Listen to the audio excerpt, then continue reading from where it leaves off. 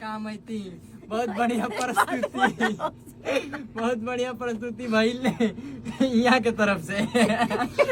चलिए नमस्ते प्रणाम आप सबके, और हम बानी मंत्रा स्टूडियो से दीपक दिलकश, और हमारे साथ बहुत ही प्यारी सिंगर बिंदु श्री जी, और हमारे प्यारे भाई गोधर आनंद, जो कि अल्फा का बात है। बोलो भाई, बोलो सब आप लोग का प्यार है, और आप खुद को एंटरटेन कीजिए।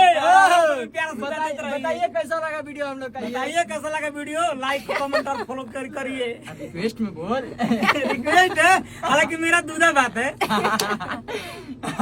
चलिए तो आप सब बताइए कैसा लगा वीडियो हम लोग का ये, और आप सब कहाँ से देख रहे हैं ये सब भी बताइए, और जो प्यार आशीर्वाद देते आ रहे हैं उसके लिए फिर से तहे दिल से धन्यवाद आप सबको, और जो प्यार आशीर्वाद दीजिएगा उसके लिए भी धन्यवाद आप सबको फिर से।